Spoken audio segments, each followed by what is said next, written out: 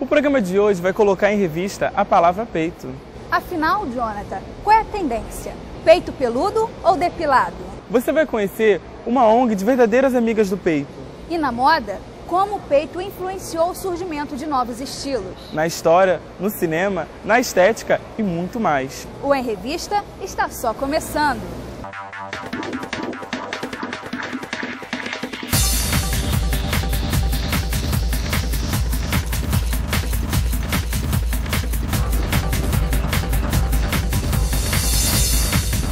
Hoje em dia, as roupas valorizam o peitoral masculino. Já os decotes chamam a atenção para as meninas. Mas até as roupas se ajustarem ao peito, do jeito que elas são hoje, muita coisa mudou. Em torno do universo feminino, o peito sofre uma evolução de acordo com termos religiosos e termos muito mais de jogo de sedução e poder, que ao longo dos séculos ele foi evoluindo e abrindo a questão do poder demonstrar a feminilidade através dessa região. Sempre foi um ponto muito forte de foco. No Renascimento, com a Rainha Elizabeth, foi ganhando muito mais força por ser a rainha que se casou com a Inglaterra e não queria a visão masculina da coisa. O decote ganhou muito mais função. E a questão do quadril também, com o Farthingale e o Stomaker afinando, dando a visão triangular, puxando para o ventre e para o quadril. Ao longo do século XIX, com todo o romantismo, era chique, elegante à noite se mostrar partes do ombro dessa região e um pouquinho do volume dos seios. E de lá para cá já não foi tão assim acentuado o uso do colo como um ponto forte sexualmente e de poder, mas continua sendo uma região que leva muita ênfase em muitas culturas, como a cultura americana. O peito e os seios em si têm um apelo sexual muito forte, coisa que no brasileiro já não é tanto, está pegando agora por influência cultural do americano. Mas nas outras regiões, por exemplo, na Europa já não tem tanto. Então, determinados pontos do corpo sofrem influências de acordo com a época. Eu acredito que alguns conceitos modernos, né, de alguns tipos de figurino, vídeo a Lady Gaga, né, que tem alguns conceitos interessantes daquela brincadeira de revelar e não revelar, né, ter pequenas áreas fechadas e outras à mostra, coisas que nos outros séculos ela é inconcebível você mostrar alguma parte do peito ou do seio que não fosse a área dos ombros e do colo. E hoje em dia você já usa a transparência, já usa a segunda pele de forma supernatural, mostrando um sutiã ou um top, ou até mesmo uma pontinha, né, cobrindo um bico do seio e o outro não. Conceitos mais contemporâneos ligados não só a questão moral, mas tem toda uma coisa da atitude individual daquele ser, de estar ali, eu sou o único, eu posso me mostrar do jeito que eu quero ter uma ligação com a arte, eu gosto da questão digital, então eu quero sempre ter esse lado único do ser para poder mostrar tudo. Muitas roupas têm aberto muito mais decotes em função até dos silicones que estão sendo postos, que é uma valorização que está sendo trocada. Antes, por exemplo, década de 30 e 80, a valorização das pernas era muito forte, principalmente no Brasil. Agora não.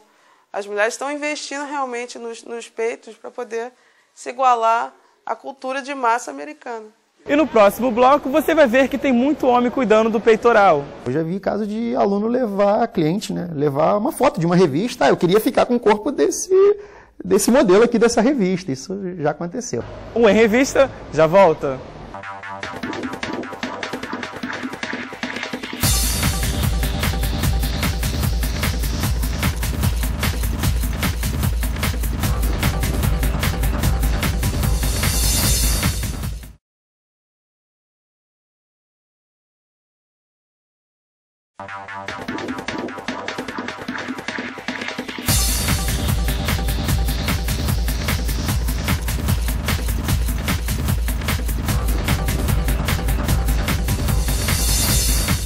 A palavra em revista de hoje é peito. E quando se fala de peito na área da estética, não pense que é só as mulheres que se cuidam. Os homens estão cada vez mais procurando clínicas de depilação. E a pergunta que fica é, e as mulheres preferem o quê? Peitos peludos ou peitos pelados? Pelado. Depilado, com certeza. Meio termo, nem muito peludo, nem muito pelado. Normal. Ah, eu acho que pelado. Mas por quê? Pô, não sei, cara. Eu costumo tirar e ninguém reclama não. Acho que prefere assim. Pelado, né? Começou com a sobrancelha, né? Se você parar para analisar, muitos homens estão fazendo a sobrancelha, né? Então agora a gente está vivenciando o padrão metrosexual, aquele homem que vive nos grandes centros, né? Que atingiu a sua maturidade, né? Tá lá com seus 40 anos e o seu cabelo está ficando branco, né? E ele está disputando no mercado de trabalho com um jovem que vem lá da faculdade, todo marombadão, né? E ele precisa estar atingindo seus cabelos, né? Para disfarçar os cabelos brancos. Ele precisa apresentar uma aparência mais viril, mais ágil, né? Que ninguém quer ir para uma firma que chega lá todo mundo, né? Obeso, calvo, certo? Então eles estão procurando as academias e nessa busca das academias, a retirada do pelo é importante porque um corpo mais lisinho, ele vai aparentar mais a musculatura, né? Vai ficar mais aciado também, né? O pelo ele já traz a glândula sebácea, ela produz feromônios, produz substâncias que dão, às vezes, odores que não são interessantes. Dependendo da prática de esporte, retirada do pelo, melhora a performance deles. E foi a partir do momento de começar a visualizar esses atletas que começaram a utilizar a depilação, que esse padrão começou. Existem vários tipos de depilação, né? Então, com a lâmina, que rapidamente, né, o cabelo volta a crescer. Existem os cremes depilatórios que enfraquecem o pelo na raiz, mas também volta a crescer. E a depilação a cera é o terror, ela dá uma durabilidade maior, mas né, eles não têm resistência, como se tivesse um filho. E agora nós estamos vivendo as últimas novidades, que é a depilação a laser. Então agora já estão surgindo salões, né, clínicas só para homem mesmo, para evitar esse constrangimento, que eles não querem, né?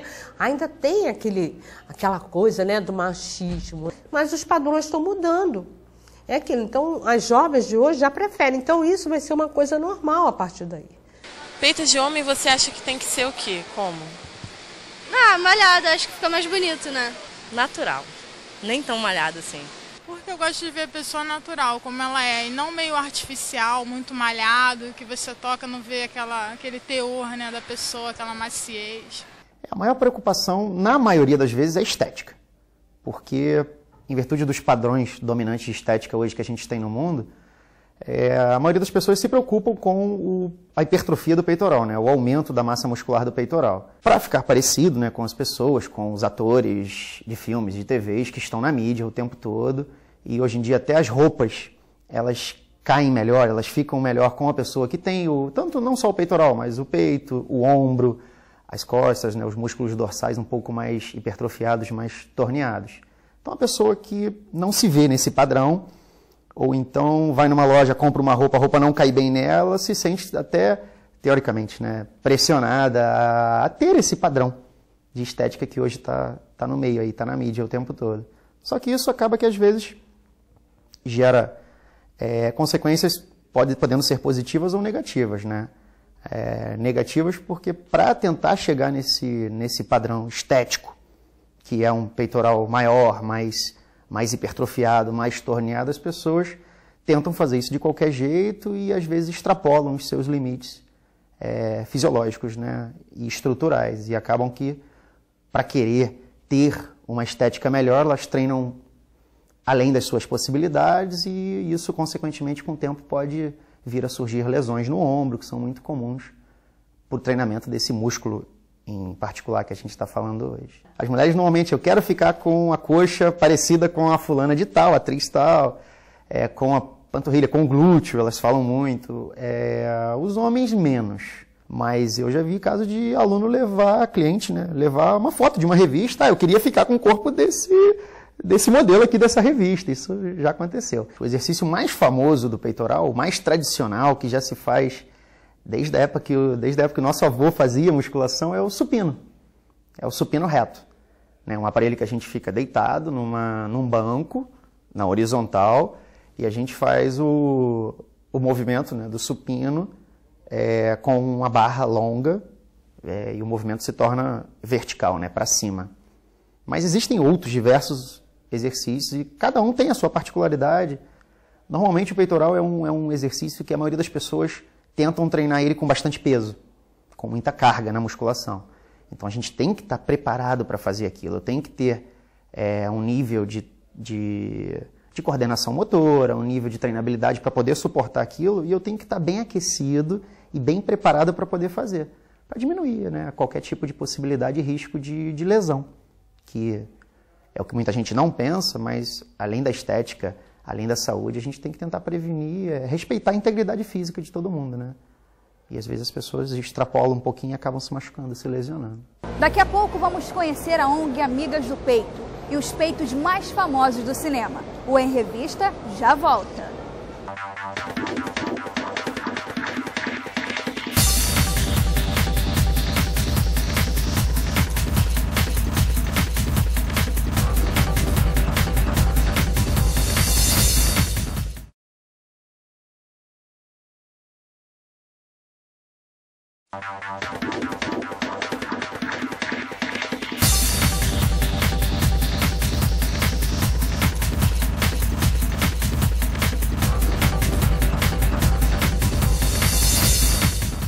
Toda mulher precisa fazer exames preventivos para descobrir e tratar algumas doenças. Uma delas é o câncer de mama. Bom, o câncer de mama, ele ocorre por um mecanismo, né, na verdade por inúmeras falhas que levam a uma alteração no gene da célula, que faz com que essa célula fique em constante processo de multiplicação, né, não provocando mais a morte celular, e esse excesso de multiplicação celular vem a se tornar um tumor ao longo de muitos anos. Então não é um processo simples, não é uma única falha celular, e sim inúmeras falhas numa mesma célula que provocam câncer. A gente pode ter inúmeras células que sofrem essa mutação celular e não necessariamente se tornam câncer, porque a gente tem inúmeros mecanismos de defesa que destroem essa célula, né, neoplásica. Quando esses mecanismos todos falham, aí essas células vão se multiplicando, vão formando várias novas células neoplásicas, né, formam um tumor, e aí esse tumor então passa a ser palpável ou passa a ser visível no exame, por exemplo, na mamografia. O câncer de mama, né, quanto mais cedo ele for descoberto, maiores são as chances de cura. Um câncer numa fase inicial, 100% de cura é garantido a essa mulher. O problema é que quanto mais tempo, né, esse câncer existe, maiores são as chances de haver um desprendimento, né, dessa célula e que então ela possa ir para uma outra área do corpo, que é provocar o processo de metástase. E quando então existe a metástase é que a gente não consegue mais obter a cura. A gente tem um controle da doença, a mulher pode viver muitos anos, mas não é mais possível a gente falar em cura do câncer. Então, para diagnóstico precoce desse câncer de mama, o ideal é a mamografia, que a mamografia consegue detectar lesões de 2 milímetros numa fase muito inicial desse câncer. E quando você faz o diagnóstico nessa fase inicial, é possível um tratamento bem conservador, pouco agressivo e a cura. Então, a mamografia é o exame, né, de rastreamento que é indicado a todas as mulheres. O autoexame, ele não é o diagnóstico mais indicado para as mulheres, porque ele não é capaz de detectar uma lesão logo no início. Normalmente, para as mulheres sentirem alguma alteração em sua mama, o tumor já tem uns 2 centímetros, isso significa alguns anos de evolução já de um câncer. Mas o autoexame, então, ele não é preconizado como um método para diagnóstico precoce. Ele é sim preconizado como uma maneira da mulher se conhecer, da mulher se tocar, e quando houver alguma alteração que ela possa identificar. Mas o ideal, se não estiver no período da mamografia, ou se a mulher ainda for jovem, o ideal é que na sua consulta com o ginecologista seja feito o exame clínico das mamas, né? Porque um profissional capacitado, ele é capaz de diagnosticar pelo exame clínico lesões mais iniciais. Existe no Brasil uma lei federal que garante que todas as mulheres acima de 40 anos têm direito a ter uma mamografia. Mas o que o Ministério da Saúde aconselha é que a mamografia seja realizada a partir dos 50 anos para todas as mulheres como método de rastreamento, para mulheres assintomáticas. Para aquelas mulheres que, ao se palparem ou ao serem palpadas durante um exame clínico, perceberem alguma alteração, a qualquer idade, elas podem fazer a mamografia ou algum outro exame complementar. Em câncer de mama, são inúmeros fatores associados a esse risco e a gente não tem como controlar todos eles, até porque alguns fatores não são modificáveis, como a própria idade. O Grupo de Mães Amigas do Peito foi criado em 1980 por iniciativa da atriz Bibi Vogel, junto com outras mulheres que perceberam a importância de compartilhar dificuldades, expectativas e sucessos vividos com a amamentação. Na época, tinha muito pouca gente que tinha realmente uma boa experiência de amamentação e mais, a amamentação nem era uma coisa assim que seria duradoura, nada disso. As pessoas não tinham nem noção de quanto tempo deveriam ou poderiam amamentar. A partir dessas reuniões, as pessoas foram se descobrindo o potencial do seu próprio, da sua própria amamentação. Essas mulheres se juntaram e formaram um grupo de amigas do peito em 1980. Todo o nosso trabalho de atenção à mulher que está amamentando, atenção à família, todo esse trabalho é voluntário. Os nossos projetos são projetos que têm seu preço, mas o nosso trabalho de atenção de mulher para mulher é feito na base do voluntariado. Hoje em dia, para a gente sustentar a sede e o nosso trabalho, a gente passa a bolsinha mesmo, pedimos doações. As doações podem ser feitas através do site, podem ser feitas diretamente nas reuniões e podem ser feitas, se alguém quiser doar normalmente espécie, vir aqui na sede nos doar. Agora, a gente não quer doação só pela doação. A gente gostaria mesmo que nossos projetos educativos, amamentar, fossem comprados, que aí a gente não precisaria estar pedindo doação e apoio institucional para a nossa sede. A ONG é constituída por vários grupos presenciais, projetos na internet e por telefone. O primeiro trabalho é o trabalho, vamos dizer assim, básico, principal, que é mãe ajudando mãe. Mãe ajudando mãe na amamentação dentro da família, com os pais presentes, com os irmãos presentes. Principalmente, a gente tem grupos presenciais, quer dizer, grupos onde as mulheres se encontram, olham no olho, sorriem, contam suas preocupações, trocam suas experiências. Além disso, a gente tem projetos, tem programas, a gente ajuda mulheres através da internet, do telefone, mas a gente tem muita carta que a gente responde, uma média de 35, 40 cartas no momento por dia, mais um tanto de ligação telefônica. A ONG também ministra seminários, palestras, congressos, catálogos de humor, oficinas e projetos de arte. A gente tem um projeto que é baseado num catálogo de humor, que fala da amamentação através do humor. A gente tem uma série de oficinas que falam da amamentação pelo viés educativo e lúdico, principalmente uma tentativa de dar oportunidade da formação de um conceito do que seja amamentar bem precocemente. Existem 4 grupos, sendo 3 no Rio e 1 em Niterói, chegando a ter 24 pessoas por grupo. Nós estamos abertos para receber quem estiver interessado em vir buscar uma troca de experiência, uma informação correta, um olhar acolhedor. Tanto os meninos como as meninas, quer dizer, tanto os homens quanto as mulheres e seus filhotes, né, são muito bem-vindos. A gente recebe avó, a gente recebe irmão, recebe até profissional de saúde para vir conversar com a gente. Cada caso é um caso, cada pessoa é uma pessoa, mas quando chega uma mulher, eu não tenho leite, eu não posso, eu não consigo, e a gente mostra que ela tem leite. Ela se transforma de tal maneira que ela transforma a gente.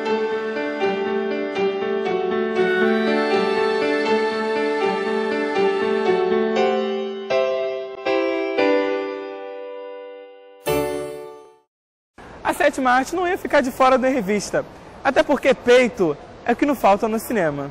No cinema brasileiro, eu acho que quem pode ter começado com isso, eu acho que Leila Diniz, em Todas as Mulheres do Mundo, não sei, mas eu acho que essa representação do seio no cinema, eu acho que tem muito a ver com... Me lembra muito os filmes B dos Estados Unidos. E uma coisa que o Mojica fez aqui com o Zé do Caixão, né? essa coisa da representação do corpo e tal, essa dualidade entre corpo e alma. Então tinha essa fascinação, né, mesmo dos seios. Você vê aquela coisa do sangue derramando e tal, no corpo, e desse símbolo de vida mesmo. E ele sempre brincando com essa dualidade, né, de vida e morte. Eu acho que tem muito isso nos filmes deles. O último agora, a Encarnação do Demônio, que ele retorna com o Zé do Caixão, né, como protagonista do filme. Você vê muito isso, né? Você vê essa coisa nos rituais, as meninas todas com o seio de fora, não existe camiseta. Mas eu acho que essa representação segue várias coisas. Nas comédias, eu acho que é muito, muito exagerado, né, isso. Eu acho que comédias como American Pie, que tem essa coisa, né, da sexualidade, a flor da pele, ou até numa brincadeira mesmo, né, sei lá, em filmes como Austin Powers, que brinca muito com isso, né?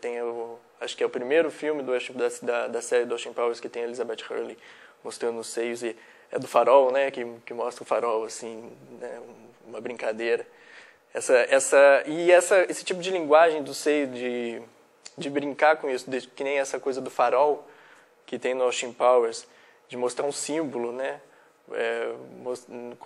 No lugar dos seios, você vê muito em filmes de comédia. Acho que tem um que é muito bom, que é o Garotos do Calendário, que não é norte-americano, acho que é inglês, se não me engano, mas que é a história de umas mulheres que, para salvar um amigo do câncer, vão vender um calendário em que essas senhoras vão posar nua. Então, quando elas estão posando cada mês do ano, uma posa de uma maneira que mostre o corpo. Então tem muita coisa, muita brincadeira assim. Tem uma delas que faz uma foto com uns bolinhos, umas cerejinhas na frente dos seios, assim, e posam para a foto, e vai para o calendário a foto desse jeito. Não necessariamente mostrando os seios dela, mas fazendo uma interpretação, né, uma alegoria nisso tudo. Mas e exageros, né? Claro que você vai ver muito exagero quando você fala de seio no cinema. Tem um filme do Woody Allen que tem isso, né? Tudo que você quis saber sobre sexo, mas tinha vergonha de perguntar, acho que é isso, um título enorme. Que ele é perseguido por um seio gigante. Então ele já coloca o seio como um monstro, né? Aquela coisa do cara fugindo. Você pode até fazer várias interpretações do que ele tem medo ali, daquele seio gigante perseguindo o Woody Allen.